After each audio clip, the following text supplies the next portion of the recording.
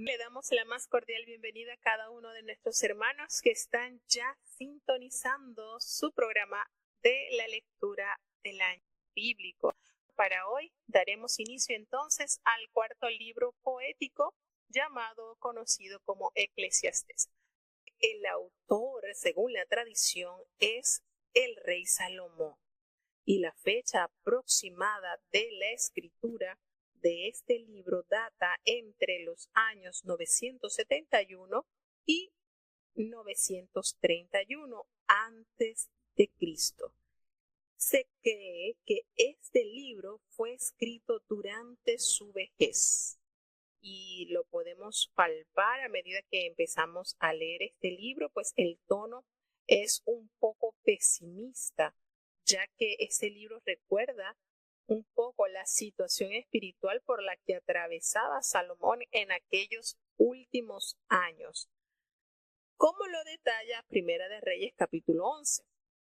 Ahora bien, aunque no se menciona en el libro de los Reyes, Salomón pudo haber recuperado su sano juicio antes de morir, y esto se echa un poco de ver para muchos cómo cierra él este libro, es decir, en el último capítulo, ya para concluir este libro, hace un análisis y un resumen que se cree que a través de este final él pudo haber recuperado su juicio, pues él detalla, después de haber manifestado tantas inquietudes y tantos sinsabores y haber dado a entender que todo en la vida es pasajero, nada se retiene, entonces él expresa: el fin de todo el discurso oído es este: teme a Dios y guarda sus mandamientos,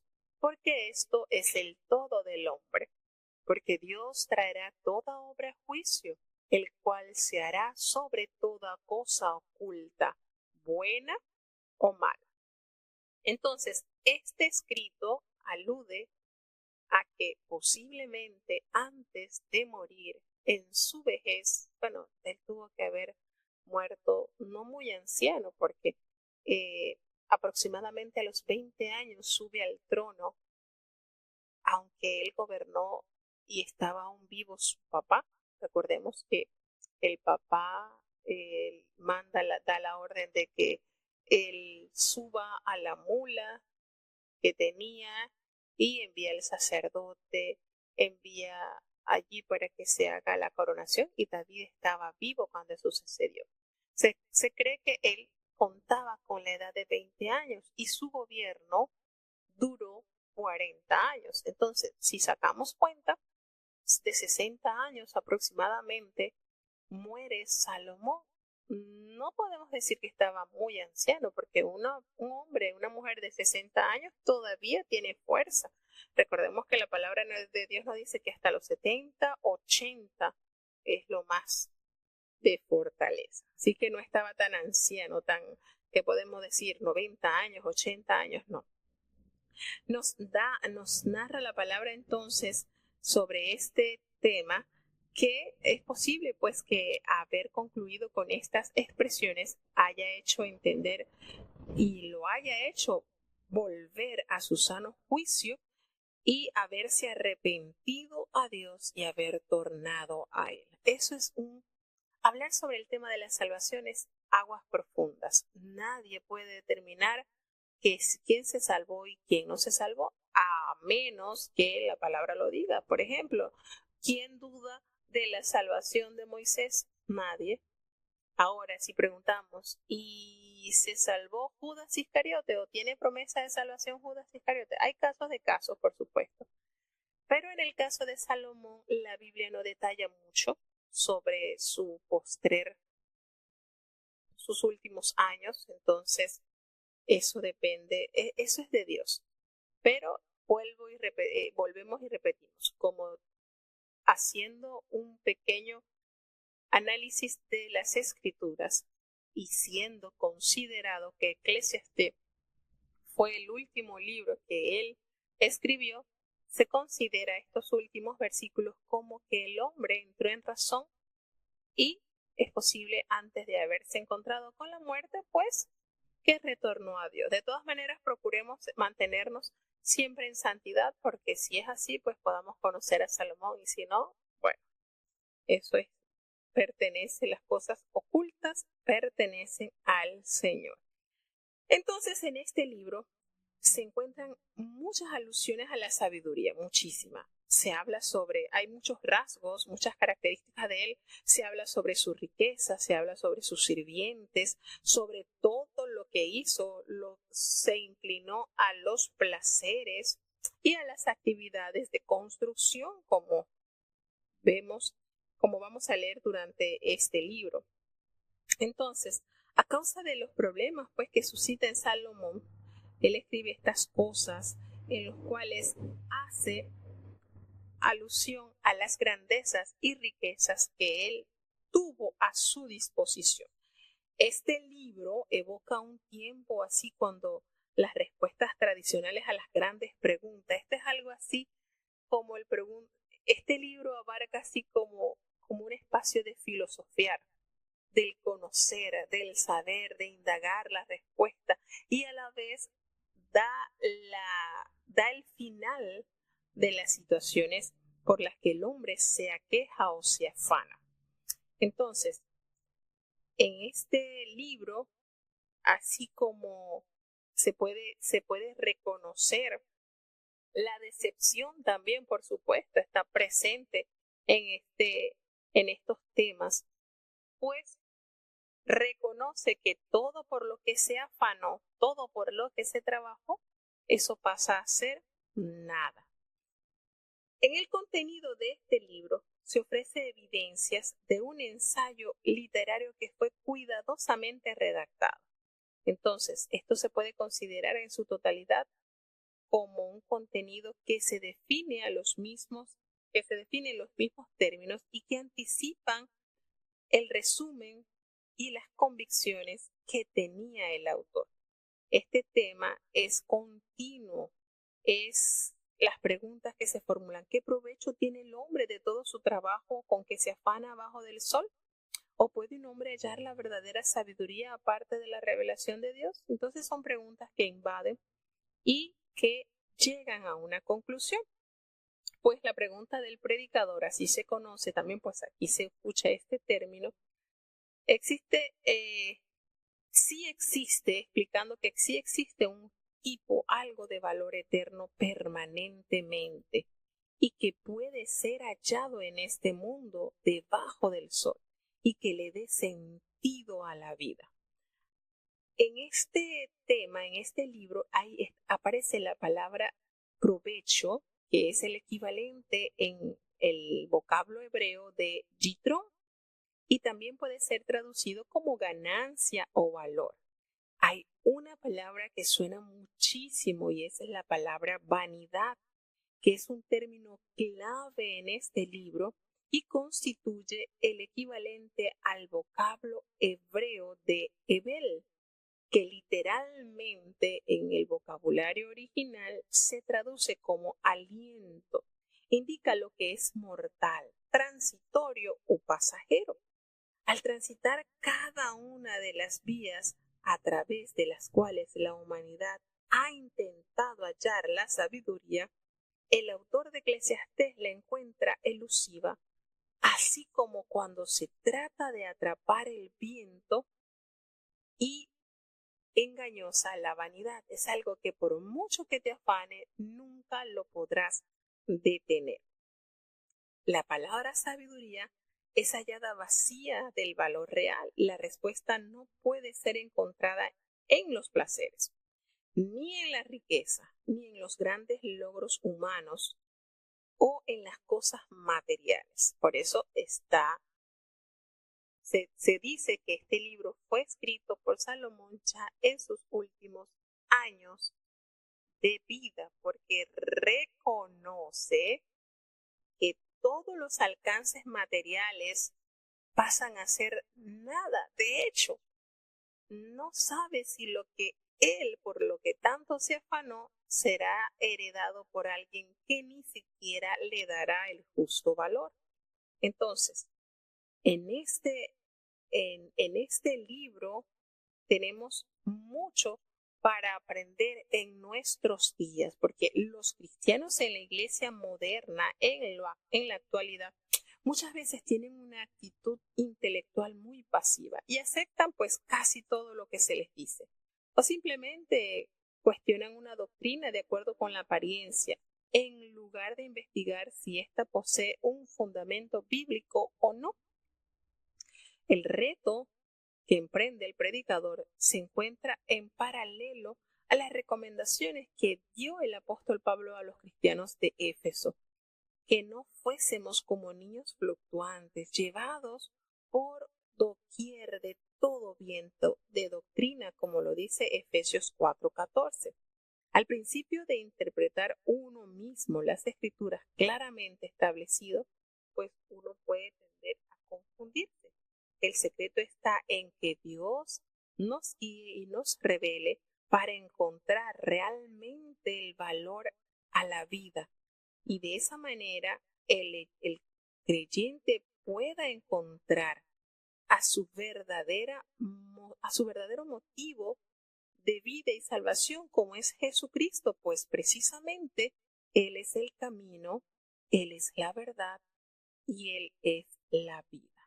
Entonces, este libro no posee profecías o alusiones tipológicas sobre Jesucristo.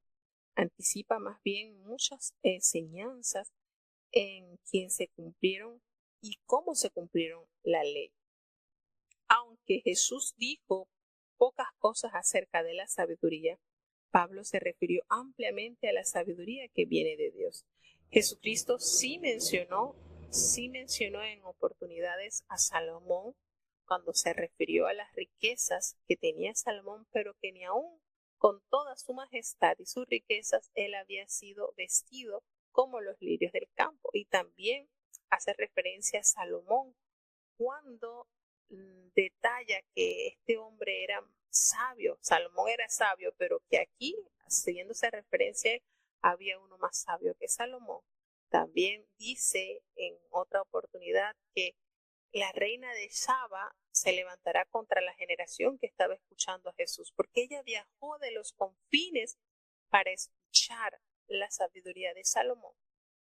Y entonces él es más que Salomón, porque precisamente Jesucristo es la vida, la sabiduría.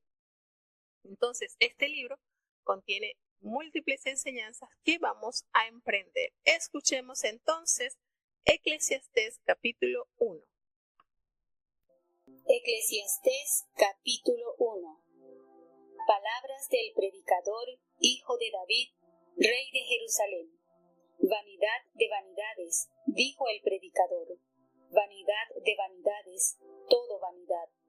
¿Qué provecho tiene el hombre de todo su trabajo con que se afana debajo del sol?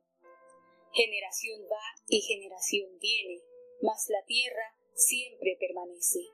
Y sale el sol y pónese el sol, y con deseo vuelve a su lugar donde torna a nacer. El viento tira hacia el mediodía y rodea al norte. Va girando de continuo, y a sus giros torna el viento de nuevo. Los ríos todos van a la mar, y la mar no se hinche. Al lugar de donde los ríos vinieron, allí tornan para correr de nuevo. Todas las cosas andan en trabajo, más que el hombre pueda decir. Ni los ojos se hartan de ver, ni los oídos se hinchen de oír. ¿Qué es lo que fue? Lo mismo que será. ¿Qué es lo que ha sido hecho? Lo mismo que se hará. Y nada hay nuevo debajo del sol.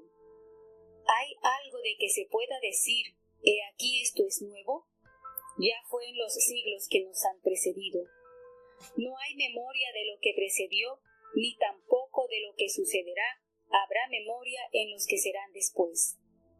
Yo, el predicador, fui rey sobre Israel en Jerusalén, y di mi corazón a inquirir y buscar con sabiduría sobre todo lo que se hace debajo del cielo. Este penoso trabajo dio Dios a los hijos de los hombres en que se ocupen.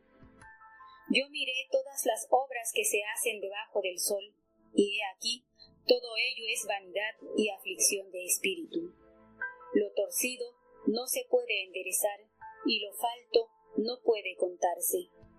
Hablé yo con mi corazón diciendo: he aquí, hállome yo engrandecido, y he crecido en sabiduría sobre todos los que fueron antes de mí en Jerusalén. Y mi corazón ha percibido muchedumbre de sabiduría y ciencia. Y di mi corazón a conocer la sabiduría, y también a entender las locuras y los desvaríos. Conocí que aún esto era aflicción de espíritu, porque en la mucha sabiduría hay mucha molestia, y quien añade ciencia, añade dolor. Bueno, y entendemos entonces cómo se inicia este libro. Nótese la manera en que aborda el tema inicial, da la carta de presentación. Estas son palabras del predicador y hace referencia entonces al hijo de David, rey en Jerusalén. Y precisamente el rey que precedió a David fue Salomón. Tenemos entonces acá y comienza con su discurso de pesimismo, quizás de decepción. Aquí podemos leer a través de estas líneas como la decepción en la que se encuentra un hombre que por mucho que experimentó, por mucho que alcanzó bienes y grandezas, esto es nada. Y dice entonces que es vanidad de vanidades, así, tal cual el predicador, todo es vanidad. Volvemos y reiteramos, esta expresión alude a la forma de que todo es como el viento que intentas atraparlo. Nunca podrás, no lo lograrás. Esto es en vano. El esfuerzo por lo que te afanas, todo esto es en vano. Y entonces comienzan las preguntas, las querellas. ¿Qué provecho tiene el hombre de todo su trabajo con que se afana debajo del sol? ¿De qué le sirve? ¿Para qué? Si viene generación y va generación, todo va mudando, va cambiando, pero la tierra permanece igual intacta, el hombre no puede alterar, el sol va a seguir saliendo, el viento va a seguir soplando, los acontecimientos atmosféricos naturales pues seguirán suscitando y comienza el sol, se pone el sol y vuelve a su lugar y todo esto es un ciclo arduamente organizado por el creador que no se va a romper hasta que lo determine. Las generaciones van naciendo y van muriendo y van pasando.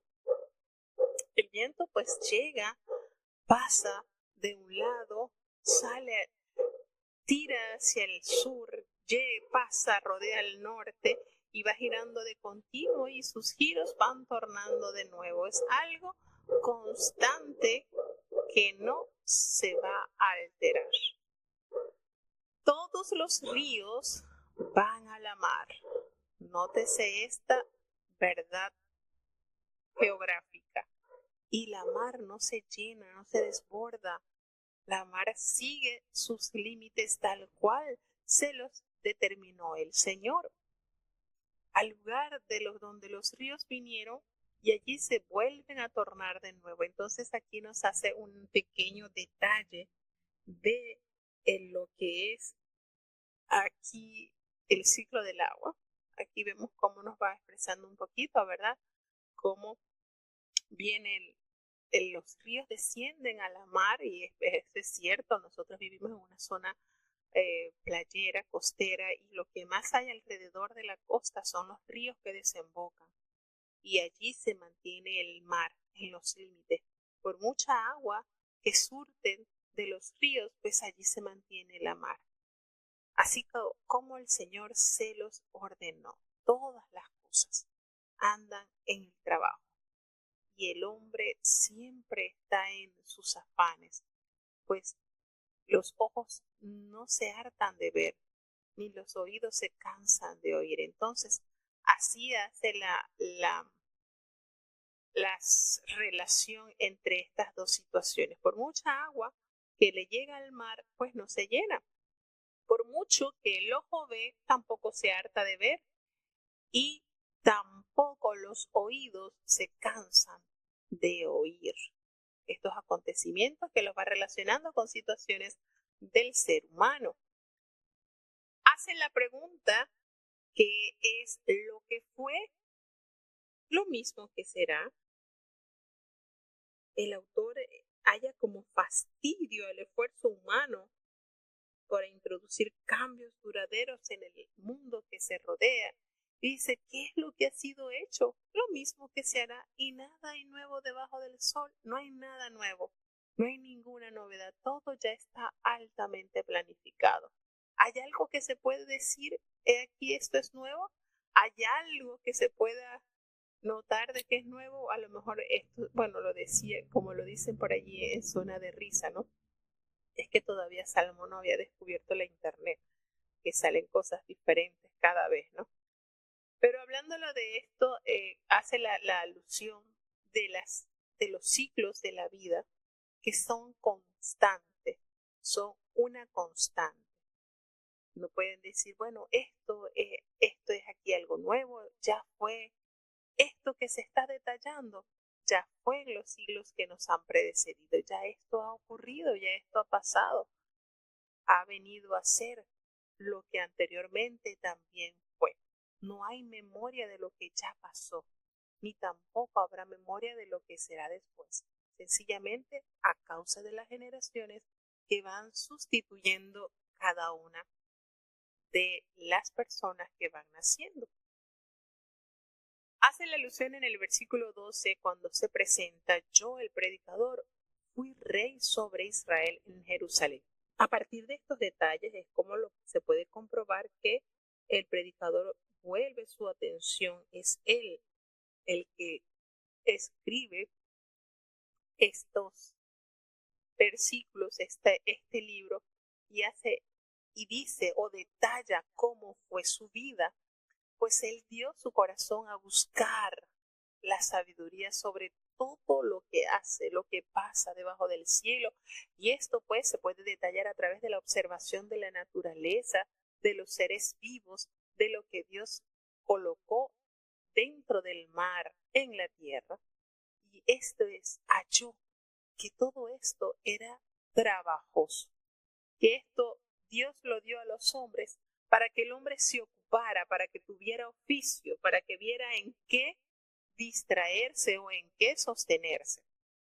Y se dio cuenta de todas las obras que hay debajo del sol y todo lo que ha hecho, lo que alcanzó, resume como algo vanidad, algo vanidoso, algo efímero, no tiene sustentabilidad y es aflicción de espíritu. Qué manera, ¿verdad? Como vemos este tono del rey totalmente decepcionado, totalmente desalentado, nada de lo que por lo que mucho se esforzó alcanzó o superó sus expectativas.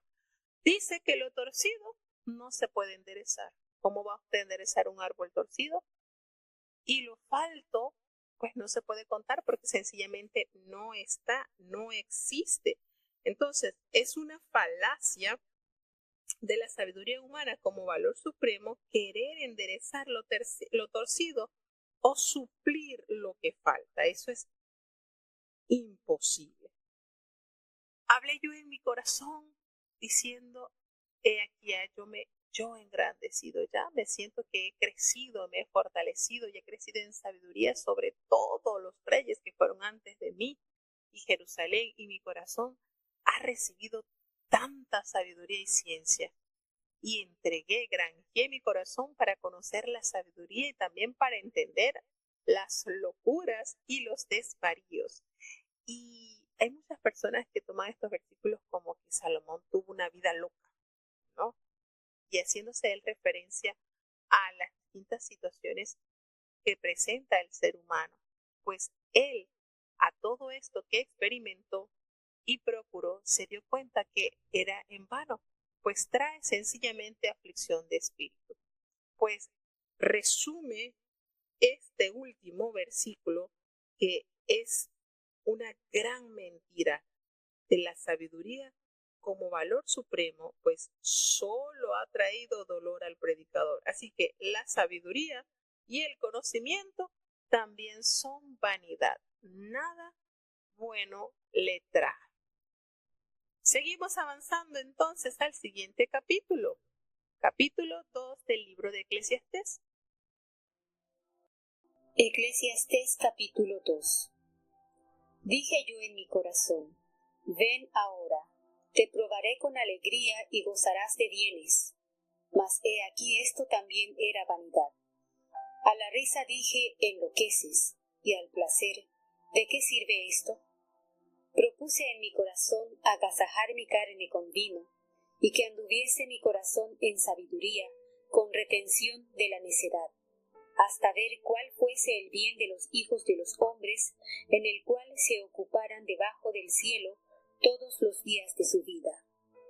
Engrandecí mis obras, edifiquéme casas, plantéme viñas, híceme huertos y jardines, y planté en ellos árboles de todos frutos. Híceme estanques de aguas para regar de ellos el bosque donde los árboles crecían. Poseí siervos y siervas, y tuve hijos de familia. También tuve posesión grande de vacas y ovejas, sobre todos los que fueron antes de mí en Jerusalén. Alleguéme también plata y oro, y tesoro preciado de reyes y de provincias. Híceme de cantores y cantoras, y los deleites de los hijos de los hombres, instrumentos músicos y de todas suertes. Y fui engrandecido y aumentado más que todos los que fueron antes de mí en Jerusalén. A más de esto perseveró conmigo mi sabiduría. No negué a mis ojos ninguna cosa que desearan, ni aparté mi corazón de placer alguno, porque mi corazón gozó de todo mi trabajo, y esta fue mi parte de toda mi faena. Miré yo luego todas las obras que habían hecho mis manos, y el trabajo que tomé para hacerlas, y he aquí todo vanidad y aflicción de espíritu, y no hay provecho debajo del sol. Después torné a mirar para ver la sabiduría y los desvaríos y la necedad, porque ¿qué hombre hay que pueda seguir al rey en lo que ya hicieron? Y he visto que la sabiduría sobrepuja a la necedad como la luz a las tinieblas. El sabio tiene sus ojos en su cabeza, mas el necio anda en tinieblas. Empero también entendí yo que un mismo suceso acaecerá al uno y al otro. Entonces dije yo en mi corazón, como sucederá al necio, me sucederá también a mí. ¿Para qué pues he trabajado hasta ahora por hacerme más sabio? Y dije en mi corazón que también esto era vanidad, porque ni del sabio ni del necio habrá memoria para siempre, pues en los días venideros ya todo será olvidado, y también morirá el sabio como el necio.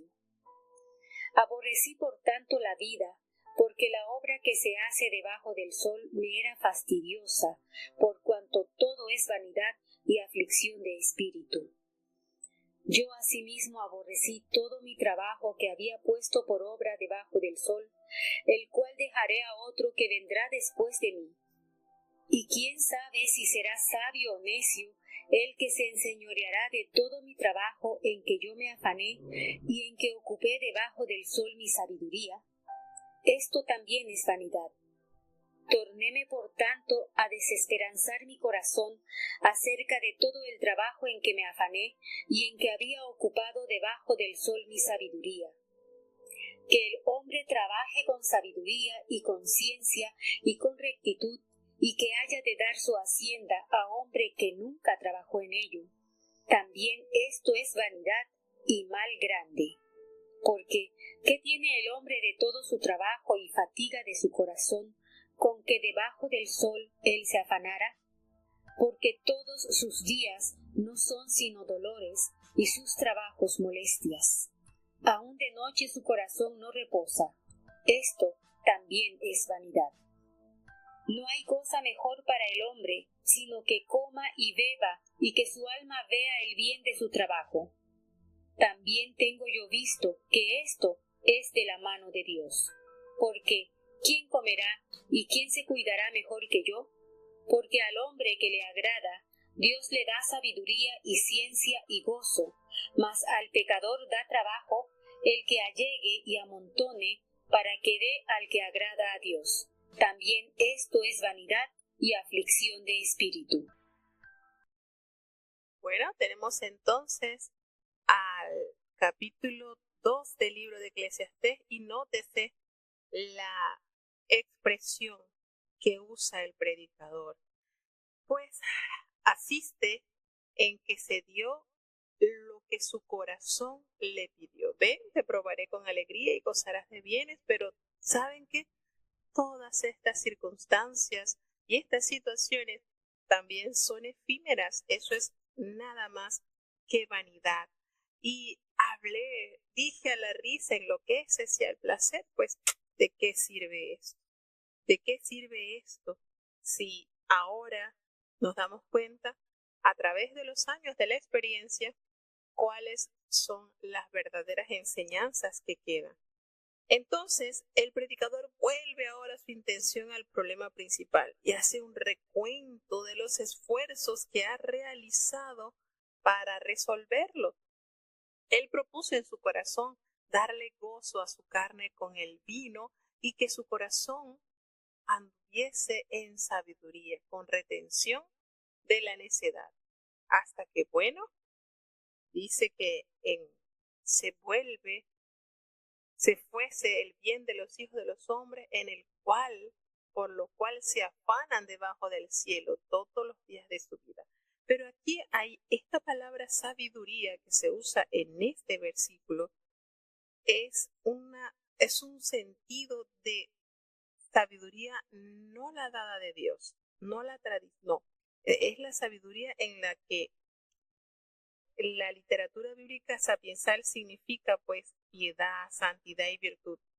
Pero aquí esta sabiduría que se usa en el versículo 3 del capítulo 2 es semejante a la filosofía que procuraban o practicaban los griegos, esa búsqueda de la verdad exclusivamente usando la vía del intelecto. Entonces, todo esto es de penoso trabajo.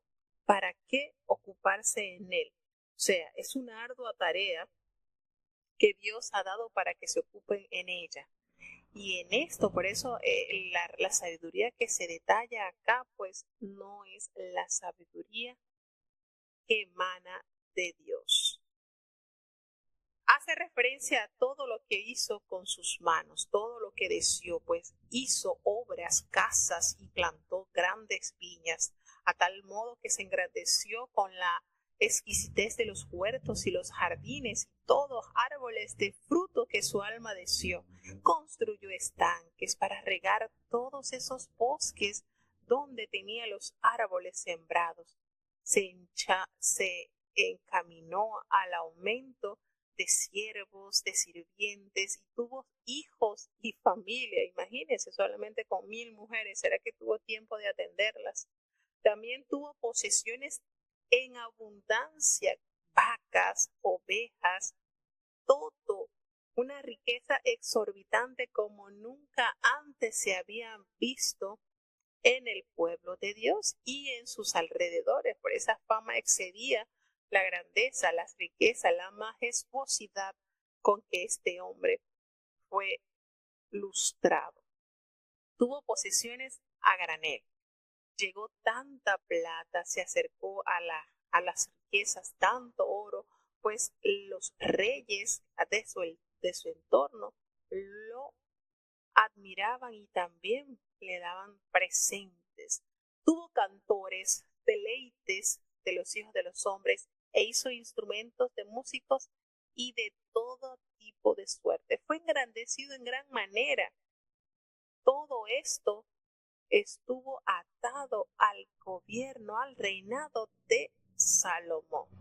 Y aparte de eso, Dios le otorgó la sabiduría, todas las riquezas, las grandezas. Los enemigos le daban presente. Fue el reinado de paz, porque sus enemigos procuraron hacer alianza con este hombre. Él no negó a sus ojos nada de lo que deseara, nada, y de lo que su corazón deseó para tener el placer y el convite y el deleite, lo gozó. Todo esto fue parte de sus jornadas diarias del rey Salomón. En cuanto a majestad, riqueza, poder, dominio y aparte de eso, la sabiduría. Y se dio cuenta de todas las obras que habían hecho su mano y todo el trabajo que tomó para hacerlo.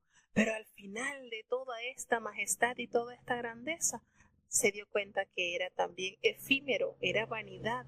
Y esto solo trae aflicción de espíritu, pues no hay provecho de nada de esto debajo del sol. Después de todo, de haber indagado, después de haber vuelto atrás y admirado todos sus logros como rey, con todas las posesiones, se tornó a ver que había desvaríos, había necesidad, porque ¿qué hombre hay que pueda seguir al rey en lo que ya hicieron? ¿Qué hay? ¿Qué hay para que ellos puedan entonces seguir? Entonces el predicador considera aquí la doctrina de la retribución, que Dios equilibra los extremos para compensar de alguna forma las desigualdades de la vida. Quizás este sea el valor supremo que él busca. Y he visto que la sabiduría, sin duda alguna, sobrepuja a la necesidad, así tal cual la luz desaparece las tinieblas. Entonces se da cuenta de que el sabio tiene sus ojos en su cabeza, está acorde, pero el necio definitivamente anda en tinieblas. Pero a pesar de estas situaciones que son palpables tanto en la vida del sabio como del necio, se dio cuenta que a ambos les sucederá lo mismo. ¿Y qué será? ¿Qué será lo que le sucederá tanto al uno como al otro? La muerte. Entonces dije yo en mi corazón, así tal cual le va a suceder al necio, también me va a suceder a mí. Así que, ¿para qué me estoy haciendo tanto esfuerzo para seguir siendo más sabio? Entendí también que esto era en vano, pues tendremos el mismo final, tanto el necio como el sabio iremos al mismo lugar. Es como dice por allí, hay un pensamiento que tanto al peón como al rey, cuando termina el juego, van a la misma caja. Tanto el que en su vida sirvió como el que fue servido irán al mismo lugar, al cementerio. Y todo esto causó en él un aborrecimiento de la vida, tanto de toda la obra por la cual se había afanado debajo del sol. Ya entendió, y se usa la palabra, esto me era fastidiosa, porque entendí que todo esto es vanidad, es en vano, es efímero, es pasajero, y a la postre trae aflicción de espíritu. Entonces aborrecí todo mi trabajo, todo lo que había hecho, y esto lo va a recibir otro que vendrá después de mí. ¿Y será que aquella persona que reciba todo por lo cual me esforcé durante toda la vida será sabio o será necio el que se va a enseñorear de todo el trabajo en lo que yo me afané, en lo que me ocupé? ¿Será que habrá sabiduría? Y el pensar eso también le produjo tristeza y vanidad. Pensó entonces en la desesperanza de su corazón, por cuánto me afané y en cuánto trabajé y en todo lo que me he ocupado debajo del sol, en todo lo que he poseído, para que el hombre trabaje con sabiduría y con ciencia y con rectitud, que haya de dar su hacienda a un hombre que nunca trabajó por ello. Y es la triste realidad. Eso es una realidad que no se puede esconder. Aquello por lo cual te esforzaste, aquello por lo cual viviste, será heredado por alguien que ni sabe qué tanto trabajaste para tenerlo, y tampoco sabrás si le irá a dar cuidado o continuidad. Entonces, hace la pregunta, ¿qué tiene el hombre de todo su trabajo y fatiga de su corazón con que debajo del sol él se afanara? ¿Qué tiene? Porque resulta que sus días son dolores y sus trabajos pues son molestias, porque aún de noche su corazón no está reposado. Todo esto encierra lo que se conoce como la vanidad. Y hace entonces el resumen. Si tú no puedes llevártelo contigo y no sabes con quién irá a quedar, quiénes serán tus herederos, quiénes lo aprovecharán, entonces, ¿qué es lo mejor y la más sabia determinación? Goza de lo que tienes mientras vive. El gozar de aquello con que Dios te ha bendecido la vida es sumamente importante. El reconocer que es el momento de aprovecharlo cuando estás en la tierra. Dice entonces, no hay cosa mejor para el hombre sino que coma, beba y que su alma vea el bien de su trabajo. Eso para que entienda que todo lo que ha recibido ha sido de la mano de Dios. Porque entonces, ¿quién comerá y quién se cuidará mejor que yo? ¿Quién? No. Es mejor entonces que el hombre se goce y el hombre reciba de la sabiduría que da Dios, la ciencia y el gozo, porque al pecador le da trabajo y el que llega a montones que le dé al que agrada a Dios.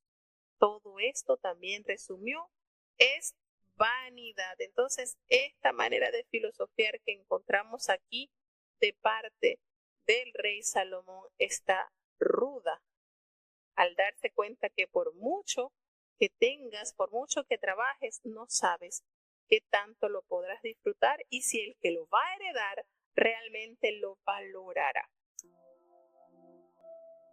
Eclesiastés capítulo 3. Para todas las cosas hay sazón, y todo lo que se quiere debajo del cielo tiene su tiempo. Tiempo de nacer y tiempo de morir, tiempo de plantar y tiempo de arrancar lo plantado, tiempo de matar y tiempo de curar, tiempo de destruir y tiempo de edificar, tiempo de llorar y tiempo de reír, tiempo de endechar y tiempo de bailar, tiempo de esparcir las piedras y tiempo de allegar las piedras, tiempo de abrazar y tiempo de alejarse de abrazar, tiempo de agenciar y tiempo de perder, tiempo de guardar y tiempo de arrojar, tiempo de romper y tiempo de coser, tiempo de callar y tiempo de hablar, tiempo de amar y tiempo de aborrecer, tiempo de guerra y tiempo de paz. ¿Qué provecho tiene el que trabaja en lo que trabaja? Yo he visto el trabajo que Dios ha dado a los hijos de los hombres para que en él se ocupasen. Todo lo hizo hermoso en su tiempo, y aún el mundo dio en su corazón, de tal manera que no alcance el hombre la obra de Dios desde el principio hasta el cabo. Yo he conocido que no hay mejor para ellos que alegrarse y hacer bien en su vida, y también que es don de Dios, que todo hombre coma y beba y goce el bien de toda su labor. He entendido que todo lo que Dios hace, esto será perpetuo. Sobre aquello no se añadirá, ni de ello se disminuirá. Y hácelo Dios para que delante de él teman los hombres. Aquello que fue, ya es, y lo que ha de ser, fue ya, y Dios restaura lo que pasó. Vi más debajo del sol, en lugar del juicio, allí la impiedad, y en lugar de la justicia, allí la iniquidad. Y dije yo en mi corazón, al justo y al impío juzgará Dios, porque allí hay tiempo a todo lo que se quiere y sobre todo lo que se hace. Dije en mi corazón, en orden a la condición de los hijos de los hombres, que Dios los probaría, para que así echaran de ver ellos mismos que son semejantes a las bestias. Porque el suceso de los hijos de los hombres y el suceso del animal, el mismo suceso es. Como mueren los unos, así mueren los otros. Y una misma respiración tienen todos. Ni tiene más el hombre que la bestia, porque todo es vanidad. Todo va a un lugar, todo es hecho del polvo, y todo se tornará en el mismo polvo. ¿Quién sabe que el espíritu de los hijos de los hombres suba arriba, y que el espíritu del animal descienda debajo de la tierra? Así que he visto que no hay cosa mejor que alegrarse el hombre con lo que hiciere, porque esta es su parte, porque ¿quién lo llevará para que vea lo que ha de ser después de él? Bueno, tenemos uno de los capítulos más emblemáticos de este libro, como es el reconocer el tiempo y este elemento, ¿verdad?, que jamás podremos detener. El tiempo no espera a nada. En estos versículos que contiene el capítulo 3, hallamos entonces cómo esta síntesis y análisis por parte del predicador, cuando detalla que todas las cosas tienen su tiempo, todo lo que se quiere debajo del cielo tiene su tiempo, para todas las cosas hay sazón, para todo va a llegar al justo y preciso momento. Entonces, si el valor de la retribución falla, quizás existe algún orden dado de Dios, ¿verdad? Es lo que Dios en su sabiduría ha establecido. Y todas las cosas dan sentido a la vida. Todas las cosas van a llegar de forma perfecta, cumpliendo así su ciclo. Está el tiempo de nacer y también el tiempo de morir, precisamente el tiempo de sembrar esa planta y también el tiempo de la cosecha, que también determina a arrancar lo que ya se plantó. Está el tiempo de matar y el tiempo de curar, el tiempo de destruir y el tiempo de edificar. Y uno dice aquí, bueno, pero entonces la palabra de Dios me dice, me autoriza a matar, porque aquí dice que hay tiempo de matar. Entonces, si hay un tiempo de matar, es que hago un paréntesis al mandamiento, al sexto mandamiento, y puedo matar. No lo interprete así. No lo interprete así. Hay tiempo de quitar, de matar. En ese sentido, no es que usted va a agarrar una persona y la va a aniquilar, no. Hay situaciones en que usted puede recibir algún daño, alguna herida, algo que le suceda, pero está el tiempo también de curar. Es decir, son ciclos de los cuales está compuesto las distintas situaciones que pasa el ser humano. Está el tiempo de llorar. Hay tiempos en que hay que llorar, necesitamos llorar, pero también hay tiempo de reír, de regocijarnos, así como el tiempo de llorar, de estar amedrentados, pero también está el tiempo de gozarse. Hay el tiempo de esparcir las piedras y está pues el tiempo de allegarse. Nótese cada una de las situaciones, el tiempo de alejarse y el tiempo de abrazar. Todo hay un estipulado para ejecutar de acuerdo a las situaciones presentadas lo que se debe hacer. No te salgas de tu tiempo, no te salgas de tu tiempo. Está el tiempo de agenciar, el tiempo de invertir y el tiempo de perder, el tiempo de guardar aquello que se te ha entregado y el tiempo pues de entregarlo. Nótese todos los versículos hasta el 8, todas las contrapartes, el tiempo de romper y el tiempo de coser, haciéndose referencia a las telas, ¿verdad? Del verbo coser con ese. El tiempo de callar y el tiempo de hablar. Tenemos que aprender a usar nuestros tiempos conforme a la sabiduría de Dios. El tiempo de amar y el tiempo de aborrecer. Ese tiempo de tener guerra y tiempo de tener paz. ¿Cómo va desglosando cada una de las situaciones que puede experimentar las personas? Entonces, todo esto hace referencia a que debemos saber identificar bajo qué conducta debemos mantenernos de acuerdo a las situaciones vividas. ¿Qué provecho tiene el que trabaja en lo que trabaja? ¿De qué le aprovecha? Porque ha visto el trabajo que Dios le ha dado a los hijos de los hombres para que en ellos se ocupen. Y por supuesto que Dios le dio trabajo al hombre para que se ocupase en eso. Recordemos la orden recibida a Adán de que se ocupara del huerto, de cuidarlo, de ponerle nombre a los animales. Dios, por supuesto, que determinó un oficio al hombre y a la mujer, pues que le ayudara en los oficios que tenía. El Señor todo lo hizo hermoso en su tiempo, aún el mundo dio en su corazón, a tal punto de que el hombre no alcance esa obra tan linda que Dios hizo desde el principio hasta el cabo. El Señor en su gran sabiduría adornó este lugar, este mundo, de principio a cabo, una obra maravillosa.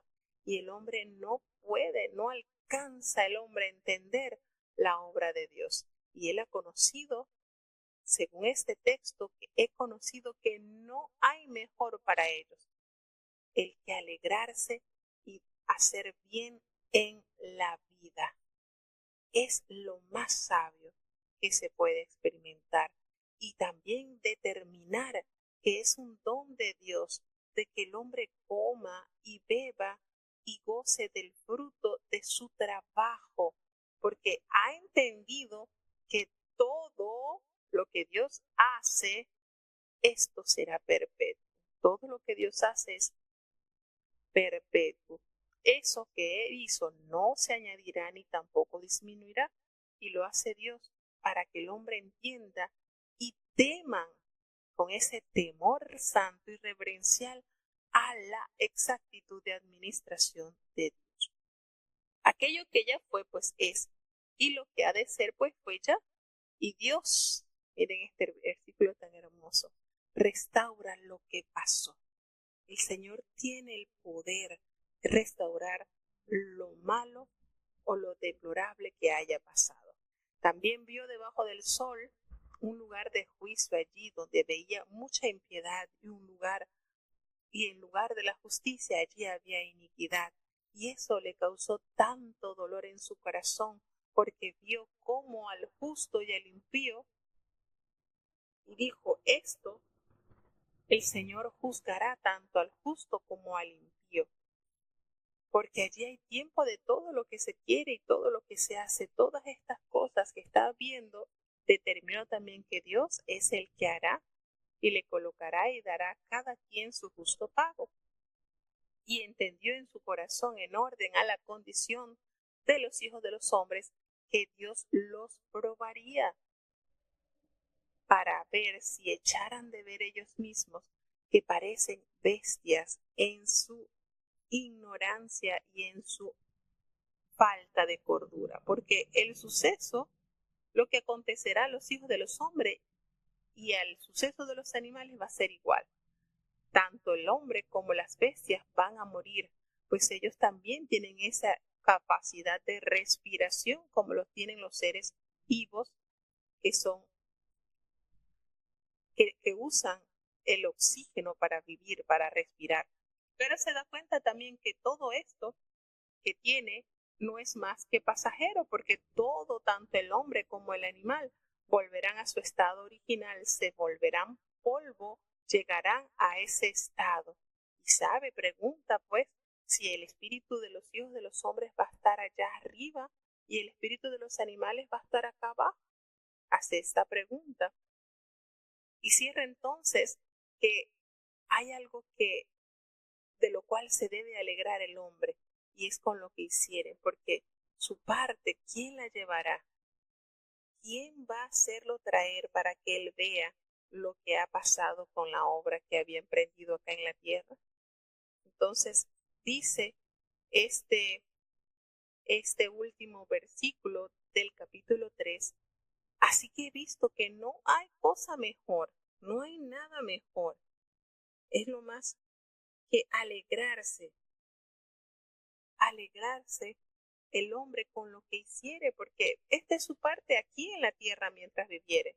Porque ¿quién lo llevará para que lo vea lo que ha de ser después de él? ¿Quién va a volverle a enseñar a él el fruto de su trabajo después que ya no esté? Sencillamente no volverá. Entonces, la manera de ir argumentando el predicador de las situaciones tan reales, pues tanto al animal como al ser humano morirán. Y así que ¿qué vamos a saber? Si el espíritu regresa, sube o el de la bestia baja, y comienza entonces a argumentar las situaciones que a diario se pueden observar. Seguimos avanzando el capítulo 4. Eclesiastés capítulo 4. Y tornéme yo, y vi todas las violencias que se hacen debajo del sol. Y he aquí las lágrimas de los oprimidos, y sin tener quien los consuele. Y la fuerza estaba en las manos de sus opresores, y para ellos no había consolador. Y alabé yo a los finados que ya murieron, más que a los vivientes que hasta ahora están vivos. Y tuve por mejor que unos y otros al que no ha sido aún, que no ha visto las malas obras que debajo del sol se hacen. Visto he asimismo que todo trabajo y toda excelencia de obras mueve la envidia del hombre contra su prójimo. También esto es vanidad y aflicción de espíritu.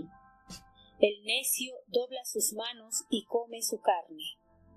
Más vale el un puño lleno con descanso que ambos puños llenos con trabajo y aflicción de espíritu. Yo me torné otra vez y vi vanidad debajo del sol. Está un hombre solo y sin sucesor, que ni tiene hijo ni hermano, mas nunca cesa de trabajar, ni sus ojos se hartan de sus riquezas, ni se pregunta, ¿para quién trabajo yo y defraudo mi alma del bien? También esto es vanidad y duro trabajo. Mejor son dos que uno, porque tienen mejor paga de su trabajo. Porque si cayeren, el uno levantará a su compañero, mas ay del solo cuando cayere, que no habrá segundo que lo levante. También si dos durmieren juntos, se calentarán, mas ¿cómo se calentará uno solo? Y si alguno prevaleciere contra el uno, dos estarán contra él, y cordón de 3 dobleces no presto se rompe. Mejor es el muchacho pobre y sabio que el rey viejo e infatuo que no sabe ser aconsejado, porque de la cárcel salió para reinar, mientras el nacido en su reino se hizo pobre. Vi todos los vivientes debajo del sol caminando con el muchacho sucesor que estará en lugar de aquel. No tiene fin todo el pueblo que fue antes de ellos, tampoco los que vendrán después estarán con él contentos, y esto es también vanidad y aflicción de espíritu. En este capítulo notamos entonces la gran decepción que lleva al observar la impiedad que se manifiesta en la humanidad. En el capítulo 4, versículo 1, nos damos cuenta cómo detalla que se tornó y vio todas las violencias que se hacían debajo del sol y que las lágrimas de aquellas personas que sufrían oprobio sin tener alguien quien los consolase. Y la fuerza estaba en la mano de aquellos que le hacían daño. Y para ellos no había entonces esperanza alguna. Entonces, el predicador se fija en aquellos que sufren la opresión. En una declaración apasionada halla que los oprimidos no tienen quien los consuele y que el poder está en la mano de aquellos hombres malvados que lo oprimen. Debido a estas dos cosas que observan, los oprimidos no tienen esperanza. Entonces, en los siguientes versículos, el predicador concluye pues que los muertos están mejor que los oprimidos que aún viven. Si todo lo que la vida puede ofrecer es opresión, lo mejor es no haber nacido.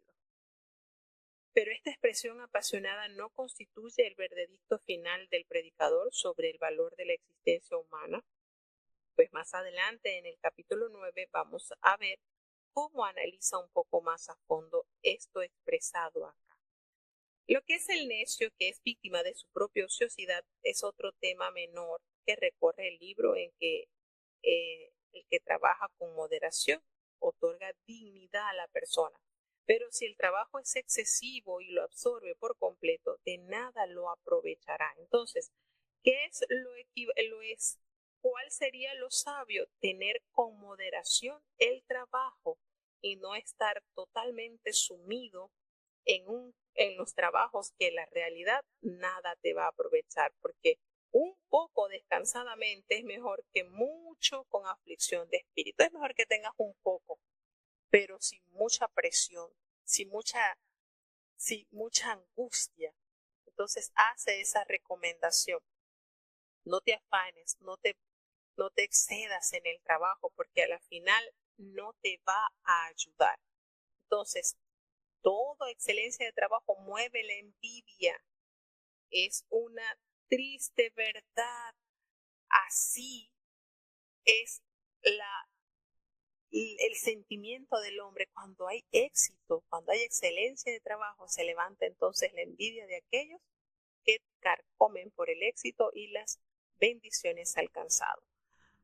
Es triste, pero el necio dobla sus manos y come su carne por la negligencia, por la terquedad de no obrar con diligencia, pero el puño lleno con descanso. Es mejor el puño lleno con descanso allí, un trabajo equilibrado, que ambos puños llenos con trabajo y aflicción de espíritu, lo que estábamos hablando, que es tener lo mejor, un trabajo equilibrado, un puño. Tienes los dos, andas con aflicción de espíritu. Se dio cuenta que nuevamente vio lo efímero que trae estos afanes que observó debajo del sol. En el versículo 8 hace referencia entonces que cuando se trabaja solo y sin nadie a quien dejar la riqueza, el ser humano sufre privaciones por gusto. Entonces, ¿cuál es la recomendación? Pues sería mejor tornarse un poco de tiempo para disfrutar lo que tiene, tomarse un poquito de su tiempo y consumirse completamente tratando de tener más. Es decir, tómate tu tiempo antes de que te estés consumiendo completamente para tratar de acumular más y más y más. En el siguiente versículo habla sobre el valor de la amistad.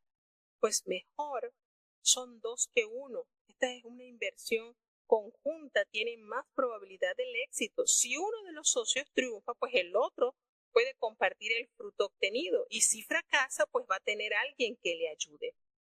También es referente o se puede aludir a lo que es la pareja matrimonial. También puede ser. Cuando habla en el versículo 11, que si dos durmieren juntos se calentarán mutuamente, pero ¿cómo se va a calentar uno solo? Hace también referencia, esto se puede hacer referencia a los viajeros que trataban de mantenerse calientes en las frías noches de Palestina. La imagen también evoca a una pareja de esposos y esposa. Es demasiado obvio como para ignorarla, pues un matrimonio son dos que según Dios ordena en Génesis 2, 23 y 24. Así que deben enfrentar los problemas de la vida en unión. Entonces, si alguno prevaleciere contra uno, dos le resistirán y cordón de 3 dobleces no se rompe fácilmente. Esto es una gran sabiduría. Es más fácil que usted doble uno solo, que usted rompa un solo hilito a romper varios. Entonces aquí valdría ese pensamiento que dice: en la unión está la fuerza. Entonces, aquí en este versículo también ofrece la imagen de dos viajeros que se habla pues como de cómo defender, cómo se podrían defender en caso de ser asaltados por ladrones, pues cada uno saldría al auxilio del otro. Y si fueren tres, pues nadie los va a poder vencer. Si por el contrario también se refiriese al hombre y a la mujer haciéndole frente juntos a la vida matrimonial, entonces su fuerza podría aumentar en caso de tener hijos como herederos. Allí más o menos se puede entonces expresar estos versículos. Y en el versículo 14, porque de la caja dice: mejor es el muchacho pobre y sabio que el rey viejo y fatuo que no sabe ser aconsejado. Es mejor.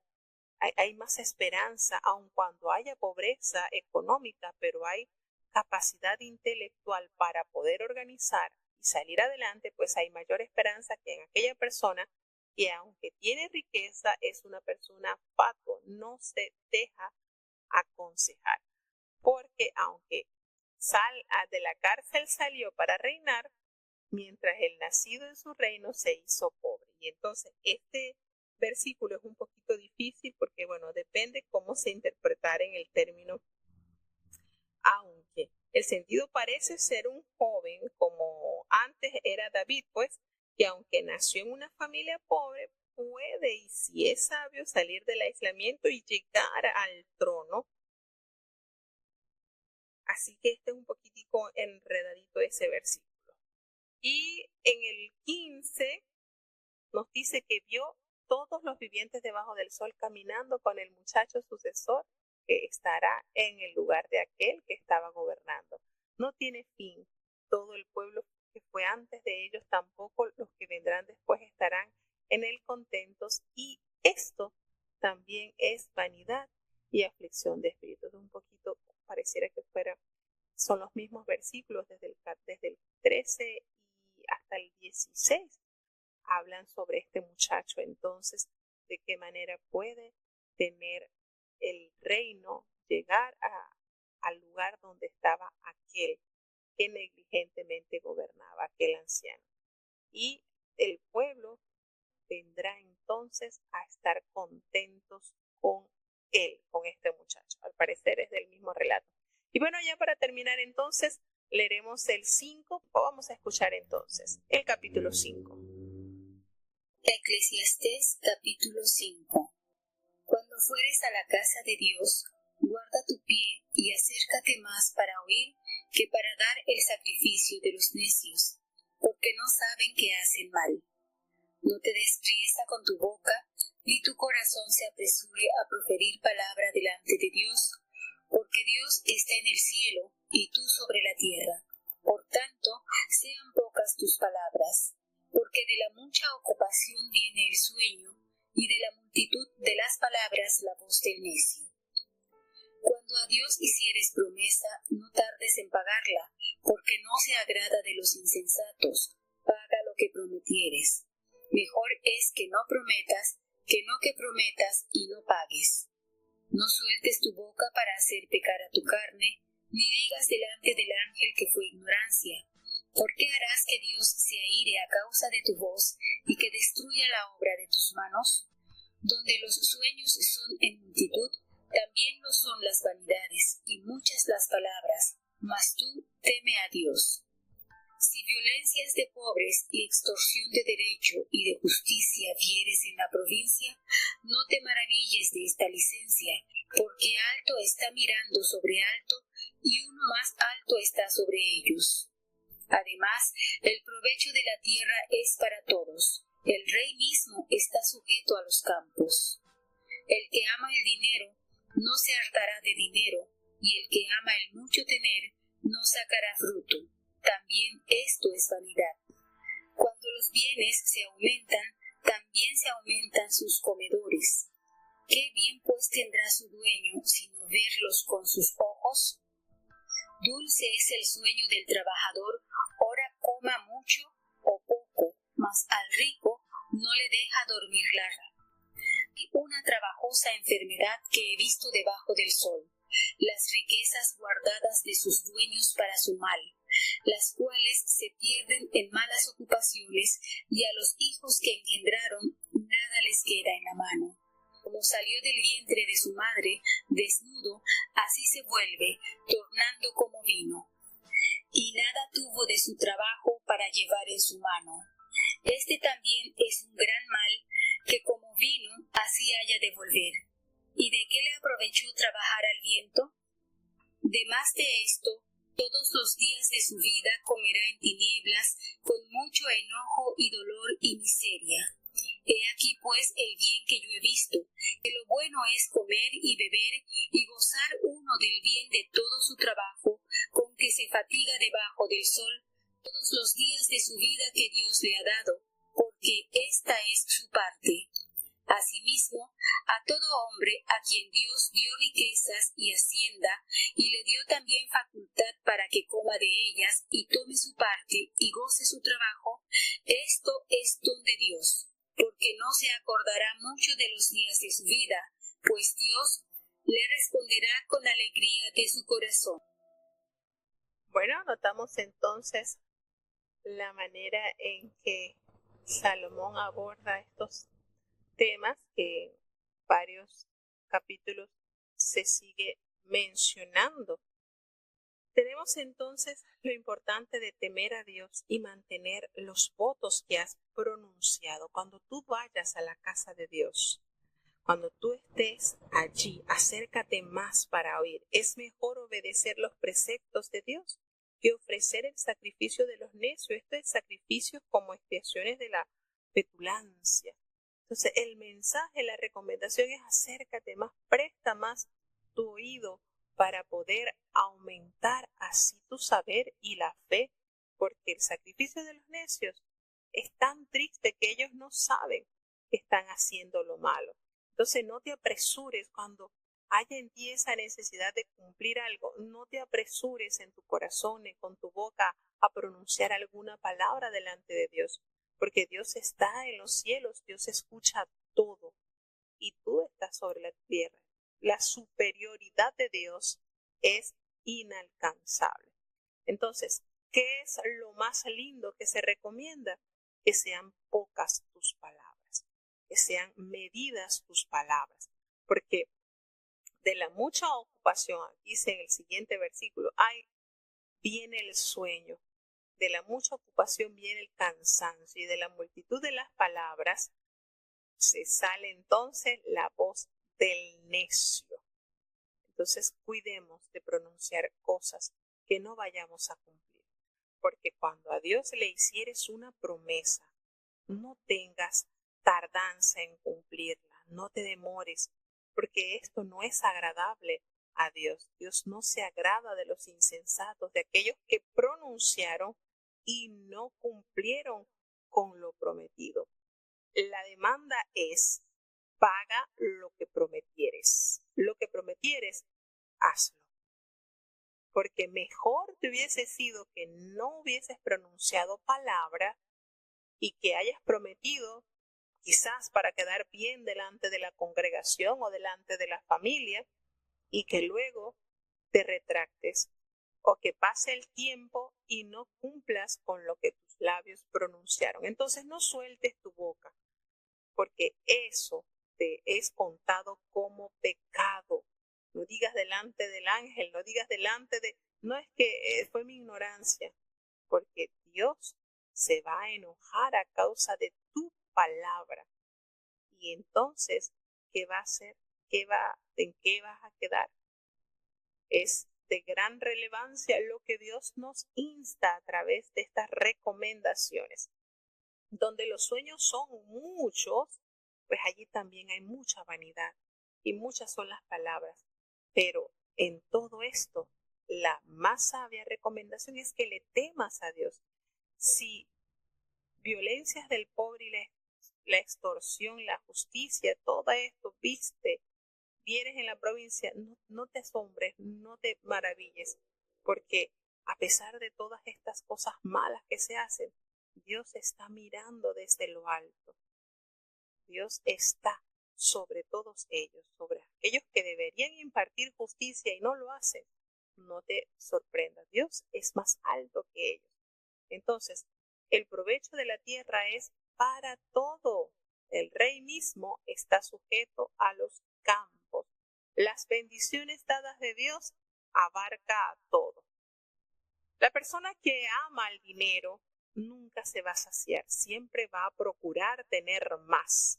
Aquella persona que ama, tiene ese continuo deseo de tener, no le será de provecho. Esto también es tristeza efímera y vanidad. Esto es como tratar de amarrar el viento a tus manos. Nunca lo vas a lograr. Cuando tus bienes se te aumenten, ¿sabes qué? Cuando tengas mucha riqueza, también se te van a acercar muchas personas para ayudarte a gastar lo que has tenido. Cuán dulce es el sueño de aquella persona que se acuesta bien agotada del trabajo, pero el rico no tiene esa capacidad sabrosa de dormir en paz. Hay una cosa trabajosa que ha visto debajo del sol, dice el predicador, aquellos hombres que guardan sus riquezas, porque de sus dueños será para su mal. No van a tener entonces un buen final.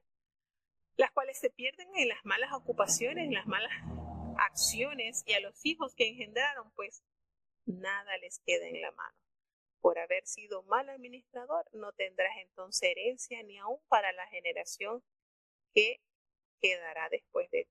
Así como salió del vientre de su madre, es una verdad que nos recuerda y nos acordamos de Job, así tal cual salió del vientre de su madre desnudo, así mismo vamos a regresar así como vinimos. Nada tuvo de su trabajo, nada vamos a llevar en las manos, vamos a llegar al ataúd sin nada.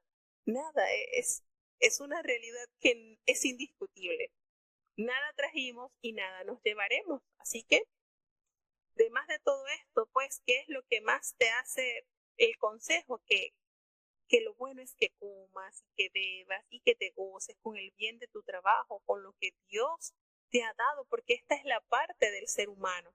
Entonces no te afinques en un extremo de tener, padecer, y no vas a tener la paz y la tranquilidad. Gózate con lo que Dios te ha dado. Así que a todo hombre a quien Dios le dio las riquezas, su hacienda próspera, y le dio también la facultad para poder ser buen inversor, una buena persona que invierte, que goce de su trabajo, porque esto es un regalo de Dios. Esto no es de los hombres, es de Dios. Entonces, todo esto te lo ha dado Dios y esto es para Dios. Gozo el que tú seas diligente y disfrute de las bondades que Él te ha otorgado.